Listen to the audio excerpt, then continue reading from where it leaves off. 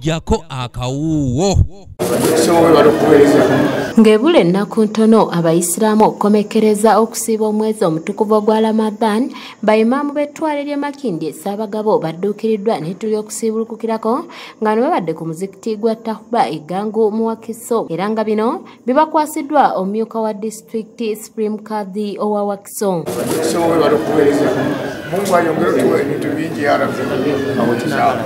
Abakulembeze mu kwogera kwabwe bakukkulumya lw'emisolo emingi egisibwa ku bintu ekiremeseza n'abamu okusiibulula bannaabwe. Naye byonna tubiwunzika tuddira eri gavumenti nti waliwo ebitongole ebisobola otukwasizaako naye biremererwa olw'emisolo.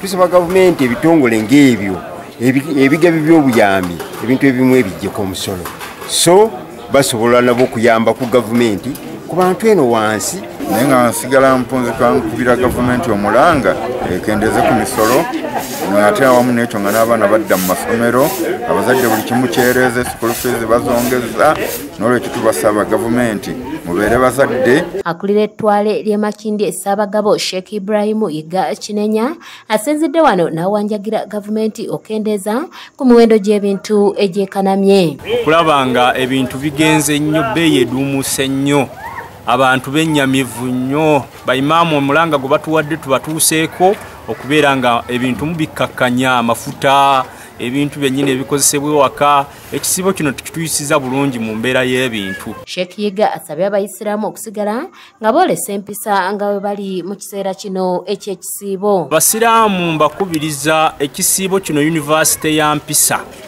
Era abasiraamu mbasaba tuleme kukyusa yunivasite eno gye tugenzeemu omwezi ogumu ennaku 3. Mbasaba tutambule bwe tutyo, tuyise bulungi bannaffe, tuyise bulungi emiriraano. Omumyuka wa Supreme Kadhi owa disitulikiti Wakiso Sheikh Sowedi Zubairi Kayongo akubiriza abayisiraamu bulijjo okulembeza amazima. Naye mu abato emizikiti amakumi 2 gy'ogambye ate egyo mingi nnyo se. Kuba Nabi Muhammad sallallahu alaihi wasallam bw'era atandika abangi be baali bamulwanyisa.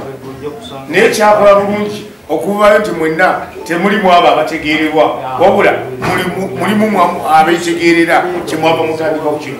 Kuba ono mutabani wange ninawe namusanga ne mugamba nti mashini eyo tetulinayo twale, naye kwata obuvunaanyizibwa obwo n'obukkiriza nanga nti nja kumukkiriza. Sheikh Kayongo ajjukiza abazadde okwongera amaanyi mu kuteekateeka abaana baabwe nga babakuliza mu ddiini. Nabwe kityo abawalimu ffenna gye tuli tutwale obuvunaanyizibwa okukwatagana n'abazadde batuwe abaana tube nga tubateekateeka mu ngeri entuufu nga bakadde baffe gye batuteekateekamu. Kanyike Kevinizi yakusakidde eggulire lino ku lwa ABS Television.